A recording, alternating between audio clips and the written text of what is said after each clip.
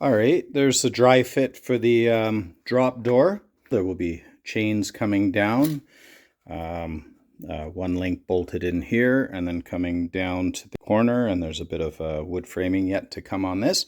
I had to go with, what do you call these flat round dome things, lags, I think they're called. At any rate, I had to go with lags because I couldn't have anything protruding out beyond here. So I bolted them on, and then I have a plate under here, and there's the bolts, which can be trimmed later and painted. So yeah, comes down. Swivel chair, always a good thing. That leg can go up. My other one doesn't want to lift like that. And this little well can be used to, frankly, keep a thing of gas. And I plan to have my anchor sitting here. I'll make a little blocking or so, as long as you can get a foot in here or even two. That's enough to get by. So it can be used for a bit of storage. Rope will probably just drape right over top of the newel posts there. Don't know what you could bite, I think you call it in boating terms. So, how does it look the other way? Nice, nice. And so this now becomes also a very nice seat, right? Drop that down. Oh, hips don't want me to sit, but yeah, you can sit and recline, relax, and hang out on the bow of the boat. For fishing and whatnot, it's excellent. Stepping to the shore is the main point of this. Yeah, I'm pleased. I'm pleased. Pretty cool, I think. So this is just prime for now. I basically am at the very front of my shop, so I have to open a door to get this. But I added the front runners. They are on a 20 there's a 20-degree angle cut to make them appear flat. These are actually very key, because when we hit waves, the waves come up and hit this and fires back out in front of the boat, not popping over top of the front deck. So they're really a good seaworthy little addition, so they're worth doing. And then for this, oh, crash. It does appear to be straight across, so that's, I wanted to go for the look at least. And this adds extra bracing.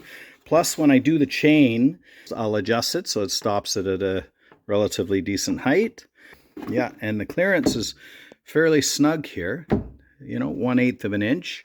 But as it is because I rounded the edges of the hatch, I'm just a fraction over. And again, visually, you hear me, I don't think it matters. So, and these hinges are gate hinges.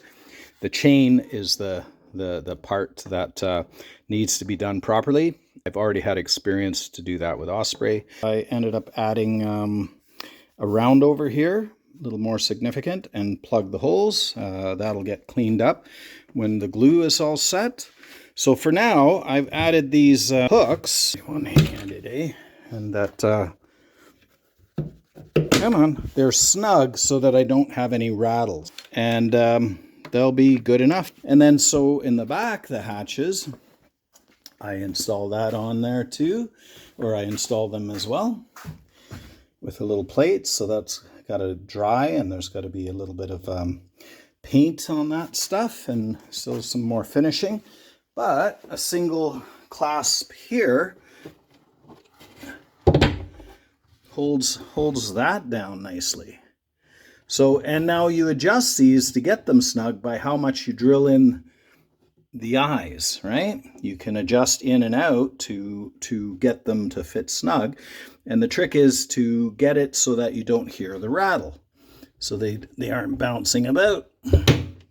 And you can hear that goes on quite snug. So those are the hatches. I'm not going to play too much with them. They're good enough for now. And, you know, I'm going to start very soon doing some painting. But yeah, so it's coming. Roof is done. So, you know, I have to do some sanding and fairing on the sides because the glass weave is still showing in some cases. But there's no reason this can't just stay just like this. The boat is coming along. Just a little bit more progress. Happy to be back working on it. Work now will continue until I get her into the water. Trailer's ready, looking really good for a used trailer. The concept of the overhang is awesome, and you can see how this will be your pad that you stand on. Very pleased. There might be a little toolbox down low that will hold a little submersible pump. Kick on if any water from rain or so forth comes in during camping overnight during a thunderstorm or so forth, and that will help when you're in camp mode. When you step up on the step stool to get into the back and you step over the transom, you've got something to stand on here before you step down to the cockpit itself.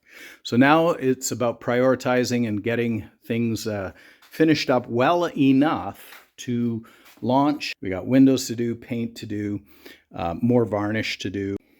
Okay, I just want to show you here what I've done for my waterproof hatch. Now, is it completely 100% waterproof?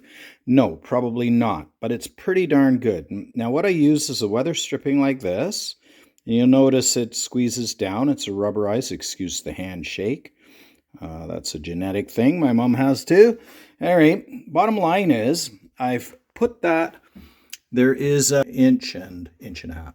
At any rate, then I've added marine ply around to equal level with the surface of this ply. All the way around is a little framing, and excuse the mess over here.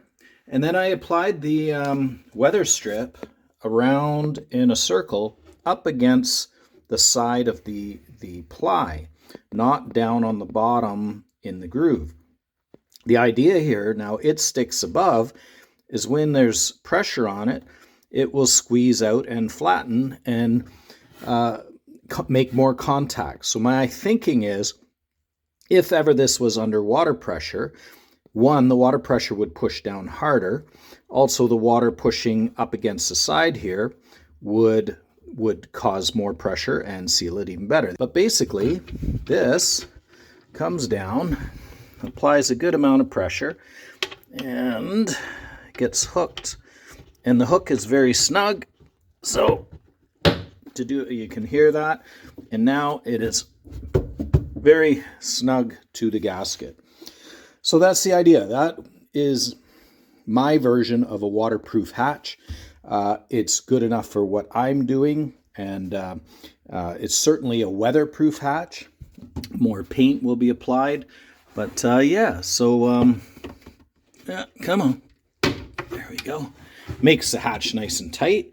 So you can see sort of how it wraps all the way around. So it's a continuous bead, except for at the very back corner, and I will solve that. But very little water would get in that, so it's good enough. A little paint out on the outer surface, and yeah, there we go.